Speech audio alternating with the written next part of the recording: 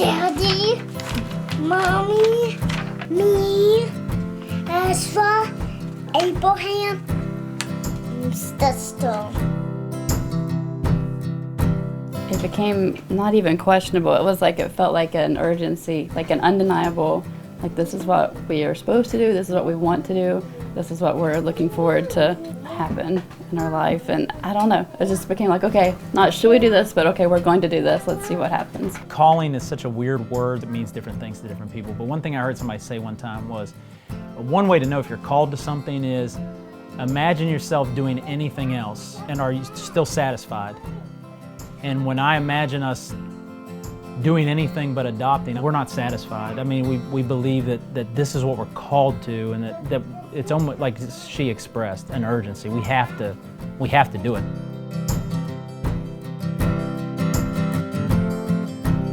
We've been married almost 7 years. 2008, Yeah, we were married in 2008. We only dated for 4 months before I asked her to marry me. So it all happened really fast, like really quick. Yeah. I knew after 2 months that I was going to ask her to be my wife, and then 4 months or 2 months after that, I popped the question. She said yes, and then that was that. So international adoption was always our plan A, and so we looked into what different countries are available through agencies that we trust. I called a bunch of different places and I talked to like a pre-adoption specialist, and I talked about some of the other countries. And she was saying, well, let me tell you about this new program that we're implementing in Colombia. I think it might be, what you guys are looking for. I wasn't real sure about it at first, but it was within 24 hours or so. It just kind of clicked with me. He came to me and he had been kind of weepy, and we were just, not him, he doesn't weep, but he does weep, and he did. And we were like, yeah, I think this is it. And I said, yeah, I think you're right. I did. I cried. I don't even remember what triggered it, but I remember just feeling very confident that's the direction we're going to go. For me, it just clicked. You have a daughter in Colombia, and again, I just felt very sure of it. Some days it's incredibly exciting. Some days I think honestly I'm probably a little discouraged because there's still so much that I don't know.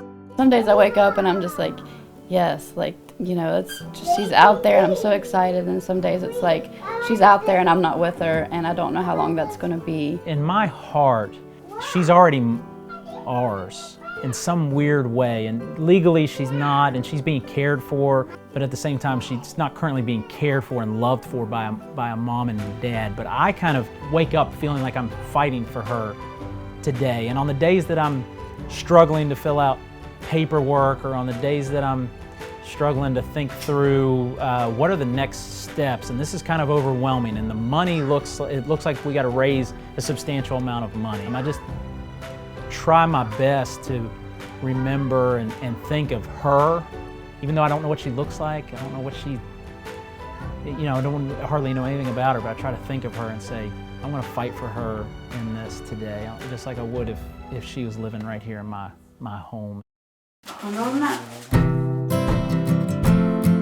He'll pull out a map or a globe, and then he'll be like, where's Colombia? Or he has his books with these animals in it, and it kind of shows where in the world the animals are, and they're colored in on the continents. And he'll be like, oh, do they have those where sister is?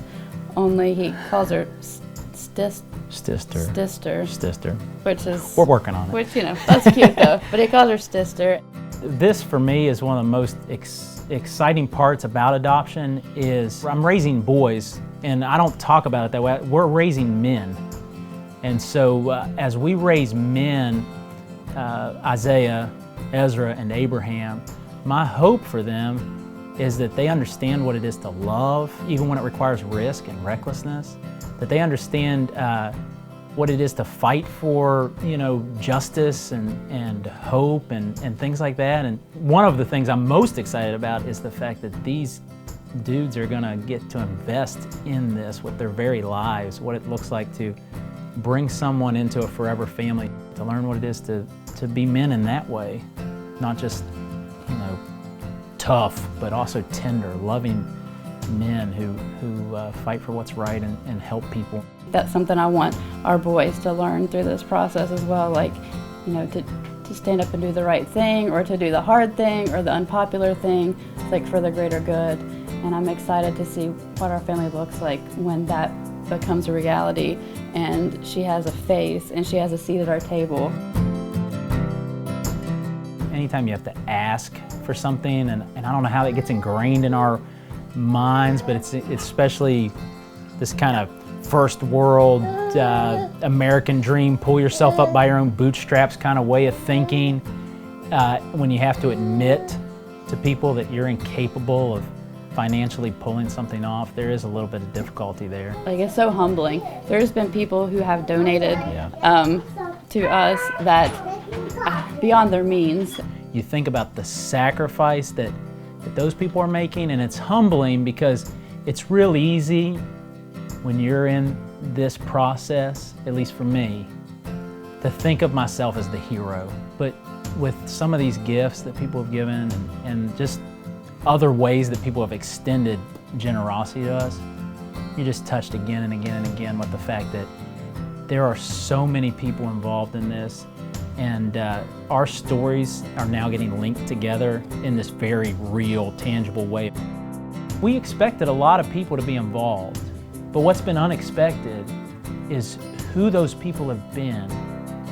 I mean, I'm not even joking with you. There's the people that messages we'll get, people that will contact us.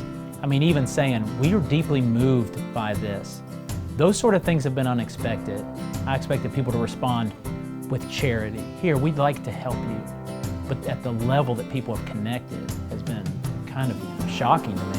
There's this aspect that we're now inseparable, like part of our lives are inseparable from these people because they have played a part and the wheels have been set in motion. And so now they're, you know, like we were talking about stories earlier, now it's, you know, we're all kind of in this together, and it's bizarrely beautiful. Email has become very exciting, and checking the mail has become very exciting.